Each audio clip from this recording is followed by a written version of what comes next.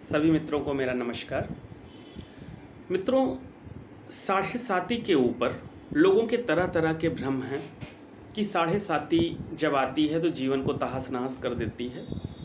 पर मित्रों, अगर सही से देखा जाए और ज्योतिष सिद्धांत की बात को समझा जाए तो साढ़े साती आपके जीवन में बहुत कुछ भला भी कर सकते हैं और बहुत सारे लोगों के जीवन में भला करती भी हैं।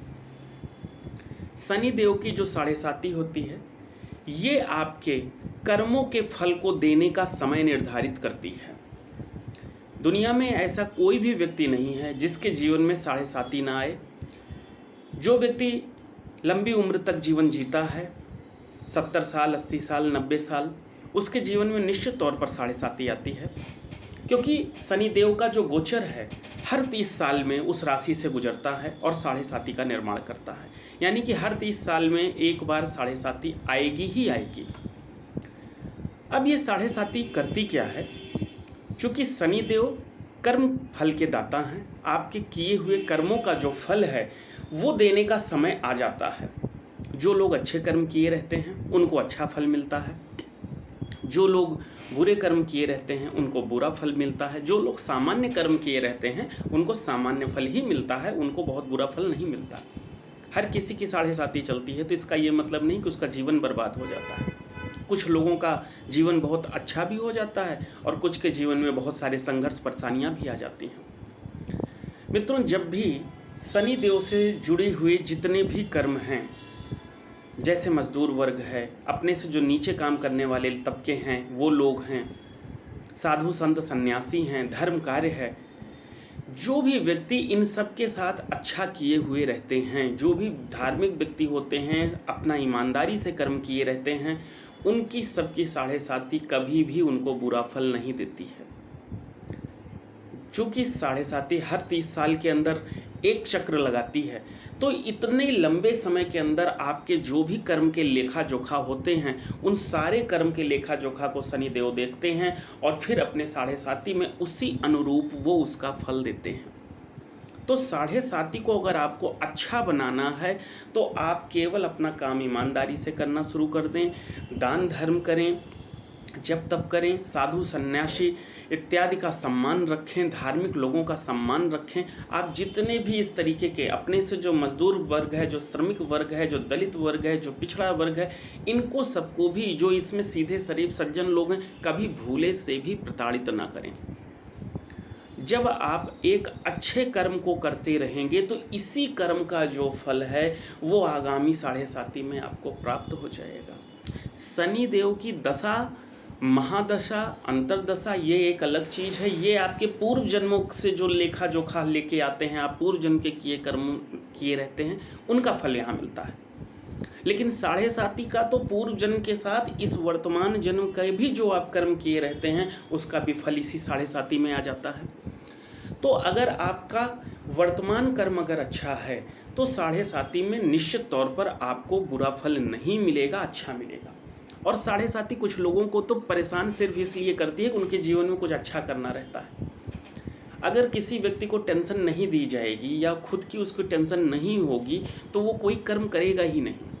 आपको जब एग्ज़ाम देना रहता है तो आपको टेंशन होती है कि हमें अच्छे मार्क्स लाने हैं, तो आप पढ़ते हैं। आपको नौकरी करनी है तो टेंशन होता है कि समय पे पहुंचना है, तो वो टेंशन लेते हैं, आप समय पे पहुंचते हैं। नौकरी का अगर डर ना रहे तो आप नौकरी में अपने काम सही से नहीं करेंगे। हर व्यक्ति को, किसी व्यक्ति के घर परिवार में अगर शादी विवाह है तो उसकी भी लोगों को टेंशन होती है कि विवाह करना है, तो उस टेंशन को दिमाग में लेकर के वो उससे जुड़े हुए कर्म समय रहते करने लगते हैं। इस तरह अगर व्यक्ति को टेंशन बिल्कुल भी नहीं मिलेगी तो वो भी अपने जीवन का कोई काम नहीं करेंगे, कोई कर्म करेंगे ही नहीं। मित्रों, इसीलिए शनि देव जैसा ग्रह कोई है ही नहीं। आप इनको बिल्कुल गलत मत समझिए, ये बहुत अच्छे फल देते हैं। आपको सिर्फ अपने कर्मों में बदलाव कर देना है।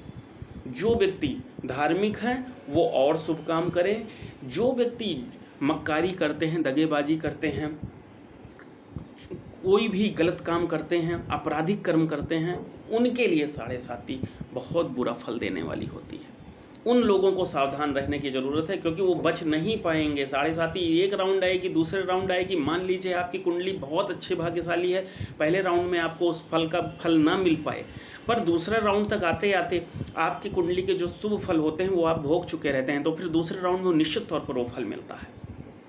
यानी कि शनिदेव अपना कर्म फल देकर रहेंगे, वो छोड़ेंगे नहीं। अगर आपने अच्छे कर्म किए हैं तो साढ़े साथी आपको निश्चित तौर पर बनाएगी, निश्चित तौर पर बनाएगी। लेकिन अगर आपने बहुत सारे लोगों को धोखा दिया है, झूठ किया है, प्रताड़ित किया है, परेशान किया है, धार्मिक कर्म कोई भी नहीं किया है, धार्मिक कर्मों को कर डाला है, किसी साधु सन्यासी को पीड़ित कर दिया है, किसी श्रमिक वर्ग को जो कि शरीफ था, ईमानदार था, पीड़ित कर दिया है, दंड देने का अधिकार तभी है, किसी को पीड़ित करने का अधिकार तभी है जब उसके कर्म वैसे हों, तभी जाके आप उससे बच पाते हैं। लेकिन अगर आप किसी सीधे शरीफ के साथ अगर उसको पीड़ा पहुंचा दिए, दुख पहुंचा दिए, तो फिर आपने एक ऐसा कर्म कर लिया कि आप अपने लिए दुख लिखा लेते हैं। फिर आज नहीं तो कल साढ़े साथी तो आएगी ही आएगी, और जब आएगी तो किसी अन्य रूप में वो परिणाम भोगना पड़ता है। कभी कभी रूप सेम वही हो जाते हैं कि आपने जिसको पीड़ा दिया वही आपको पीड़ा दे देता है, और कभी कभी रूप अन्य हो जाते हैं, कोई रोग आ जाता है, कोई बीमारी आ जाती है, धन का बड़ा लॉस हो जाता है।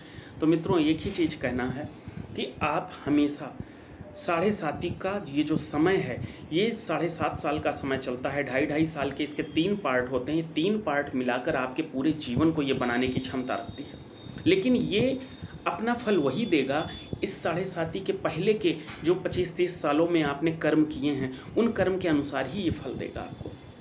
कोई व्यक्ति अगर बहुत मेहनत किसी क्षेत्र में कर रहा है और साढ़े साथी आएगी तो वो उसके कर्म का फल देगी। वो उस व्यक्ति को चाहे टेंशन दे करके, चाहे जैसे कोई ना कोई मार्ग भी बना देगा। मैंने बहुत सारे लोगों की कुंडलियाँ देखी हैं कि साढ़े साथी के समय में वो लोग बहुत संघर्ष भले किए हों, लेकिन वो बहुत अच्छे जगह पे पहुँचे हैं, उनकी अपनी इच्छाएं पूरी हुई हैं, उन्होंने जो संघर्ष किया था उसमें उनको सफलता मिली है। और बहुत सारे लोगों को देखा है जो बहुत नामवर, बहुत बड़ी ऊंचाइयों पर बैठे हुए लोग थे, साढ़े साथी में पूरी तरह नष्ट हो जाते हैं। क्योंकि जब इनको सत्ता मिली होती है, जब इनके पास ताकत होती है, जब इनके पास पावर होती है, अच्छा समय होता है, तो उस समय को ये दुरुपयोग कर डालते हैं।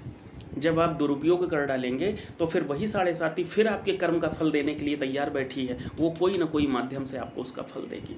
लेकिन अगर आप अपने गलत कर्म को करने से डरेंगे, और डरता भी कौन है, उस पर भी शनिदेव की ही कृपा जिस पे हो जाए, क्योंकि शनिदेव टेंशन देने का काम करते हैं।